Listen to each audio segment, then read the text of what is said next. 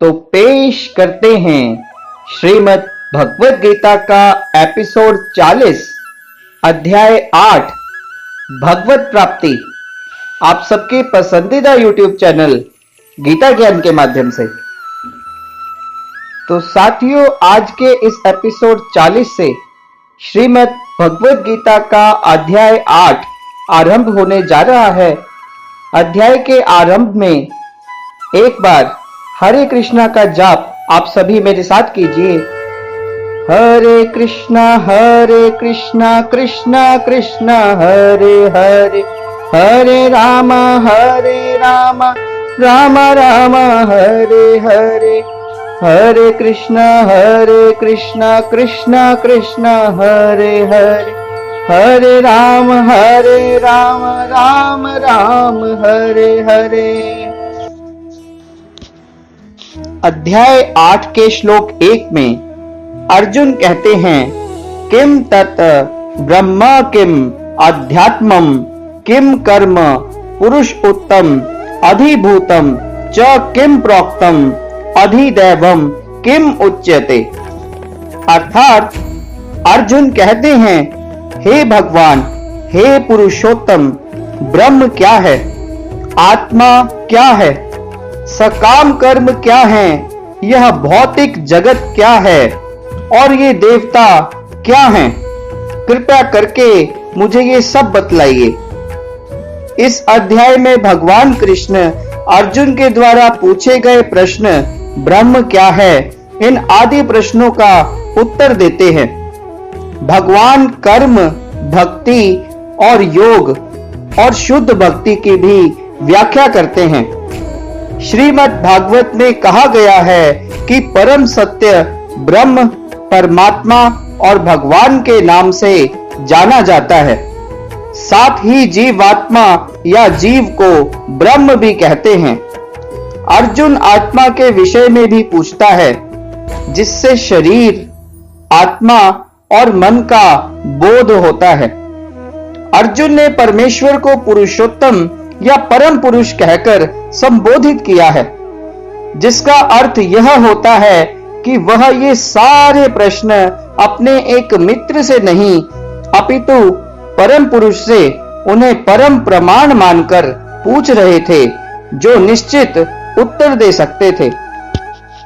श्लोक 2 में अर्जुन कहते हैं, हे मधुसूदन, यज्ञ कौन है और वह शरीर में कैसे रहता है और मृत्यु के समय भक्ति में लगे रहने वाले आपको कैसे जान पाते हैं। अधियज्ञ का तात्पर्य इंद्र या विष्णु से हो सकता है। विष्णु समस्त देवताओं में, जिनमें ब्रह्मा और शिव सम्मिलित हैं, यह सभी प्रधान देवता हैं और इंद्र प्रशासक देवताओं में प्रधान हैं। इंद्र और विष्णु दोनों की पूजा यज्ञ द्वारा ही की जाती है। लेकिन अर्जुन प्रश्न करता है कि यज्ञ का स्वामी कौन है और भगवान किस तरह जीव के शरीर के भीतर निवास करते हैं। अर्जुन ने भगवान को मधुसूदन कहकर संबोधित किया, क्योंकि कृष्ण ने एक बार मधु नामक असुर का वध किया था। ये सारे प्रश्न जो शंका के रूप में हैं, अर्जुन के मन में नहीं उठने चाहिए थे, क्योंकि अर्जुन एक कृष्ण भावना भावित भक्त था। तो ये सारी शंकाएं असुरों के सदृश हैं। चूंकि कृष्ण असुरों के मारने में सिद्ध हस्त थे, तो इसीलिए अर्जुन उन्हें मधुसूदन कहकर संबोधित करते हैं, जिससे कृष्ण उसके मन में उठने वाली समस्त आसुरी शंकाओं को नष्ट कर दे। अध्याय 8 के श्लोक 3 में श्री भगवान कहते हैं, अक्षरम ब्रह्म परमम स्वभावः अध्यात्मम उच्यते भूत भाव उद्भव करः विसर्गः कर्म संगीतः। अर्थात अविनाशी और दिव्य जीव ब्रह्म कहलाता है और उसका नित्य स्वभाव अध्यात्म या आत्म कहलाता है। जीवों के भौतिक शरीर से संबंधित गतिविधि कर्म या सकाम कर्म कहलाती है। ब्रह्म अविनाशी और नित्य है और इसका विधान कभी भी नहीं बदल सकता। किंतु ब्रह्म से भी परे पर ब्रह्म होता है। ब्रह्म का अर्थ है जीव और पर ब्रह्म का अर्थ भगवान से है। जीव का स्वरूप भौतिक जगत में उसकी स्थिति से भिन्न होता है। भौतिक चेतना में उसका स्वभाव पदार्थ पर प्रभुत्व जताना है, किंतु आध्यात्मिक चेतना या कृष्ण भावनामृत में उसकी स्थिति परमेश्वर की सेवा करना है। जब जीव भौतिक चेतना में होता है तो उसे इस संसार में विभिन्न प्रकार के शरीर धारण करने पड़ते हैं। यह भौतिक चेतना के कारण कर्म और विविध सृष्टि कहलाता है। वैदिक साहित्य में जीव को जीवात्मा और ब्रह्म कहा जाता है, किंतु उसे कभी पर ब्रह्म नहीं कहा जाता। जीवात्मा विभिन्न स्थितियां ग्रहण करता है। कभी वह अंधकार पूर्ण भौतिक प्रकृति से मिल जाता है और पदार्थ को अपना स्वरूप मान लेता है, तो कभी वह परा आध्यात्मिक प्रकृति के साथ मिल जाता है। इसलिए वह परमेश्वर की तटस्थता शक्ति कहलाता है। भौतिक या आध्यात्मिक प्रकृति के साथ अपनी पहचान के अनुसार ही उसे भौतिक या आध्यात्मिक शरीर प्राप्त होता है। भौतिक प्रकृति में वह 84 लाख योनियों में से कोई भी शरीर धारण कर सकता है, किंतु आध्यात्मिक प्रकृति में उसका एक ही शरीर होता है। भौतिक प्रकृति में वह अपने कर्म के अनुसार कभी मनुष्य रूप में प्रकट होता है तो कभी देवता, पशु, पक्षी या इनमें से किसी के रूप में भी प्रकट हो सकता है। स्वर्ग लोक की प्राप्ति और वहां का सुख भोगने की इच्छा से वह कभी कभी यज्ञ संपन्न करता है, किंतु जब उसका पुण्य क्षीण हो जाता है तो वह मनुष्य रूप में पृथ्वी पर वापस आ जाता है। यही प्रक्रिया कर्म कहलाती है। तो इसीलिए हे देहदारियों में श्रेष्ठ निरंतर परिवर्तनशील यह भौतिक प्रकृति अधिभूत कहलाती है।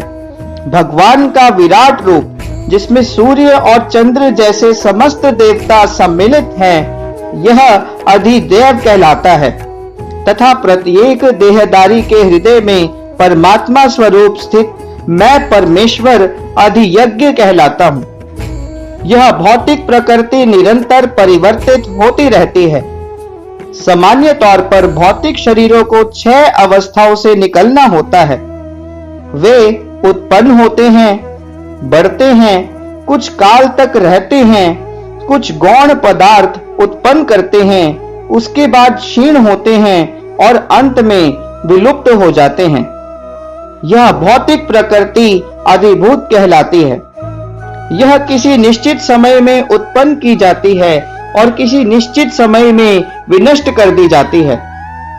परमेश्वर के विराट स्वरूप की धारणा जिसमें सारे देवता और उनके लोक सम्मिलित हैं, अधिदैवत कहलाती है। हर एक शरीर में आत्मा सहित परमात्मा का भी वास होता है, जो भगवान कृष्ण का अंश स्वरूप है। यह परमात्मा अधियज्ञ कहलाता है और हृदय में स्थित होता है। अध्याय 8 के श्लोक 5 में श्री भगवान कहते हैं, अंत काले च मामम एव स्मरणम मुक्तवा कलेवरम यह प्रयाति सह मत भावम यति न अस्ति अत्र संशयः। अर्थात जीवन के अंत में जो केवल मेरा स्मरण करते हुए शरीर का त्याग करता है, वह तुरंत मेरे स्वभाव को प्राप्त करता है। इसमें रंच मात्र भी संदेह नहीं है। इस श्लोक में कृष्ण भावनामृत की महत्वता दर्शाई गई है। जो कोई भी कृष्ण भावनामृत में अपना शरीर छोड़ता है, वह तुरंत परमेश्वर के दिव्य स्वभाव को प्राप्त होता है। जो व्यक्ति कृष्ण भावना भावित होता है, वह शुद्ध हो जाता है। स्मरण शब्द महत्वपूर्ण है। यहाँ पर श्री कृष्ण का स्मरण उस अशुद्ध जीव से नहीं हो सकता जिसने भक्ति में रहकर कृष्ण भावनामृत का अभ्यास नहीं किया। तो इसीलिए एक मनुष्य को चाहिए कि जीवन के प्रारंभ से ही कृष्ण भावनामृत का अभ्यास करे। यदि जीवन के अंत में सफलता वांछनीय है तो कृष्ण का स्मरण करना अनिवार्य हो जाता है। तो मनुष्य को निरंतर हरे कृष्ण कृष्ण कृष्ण हरे हरे, हरे राम राम राम हरे हरे इस महामंत्र का जप करना चाहिए। भगवान चैतन्य ने उपदेश दिया है कि मनुष्य को वृक्ष के समान सहिष्णु होना चाहिए। हरे कृष्ण कृष्ण कृष्ण हरे हरे, हरे राम राम राम हरे हरे। इसका जप करने वाले व्यक्ति को अनेक व्यवधानों का सामना करना पड़ सकता है, फिर भी इस महामंत्र का जप करते रहना हमें करते रहना चाहिए, जिससे कि जीवन के अंत समय कृष्ण भावनामृत का पूरा लाभ प्राप्त हो सके। तो इसके साथ ही श्रीमद् भगवद गीता का एपिसोड 40 पूर्ण होता है। साथियों, अगर हमारी वीडियो पसंद आए तो वीडियो को लाइक करें, हमारे YouTube चैनल गीता ज्ञान को सब्सक्राइब करें और इस वीडियो को आगे ज्यादा से ज्यादा शेयर करें। जय श्री कृष्ण।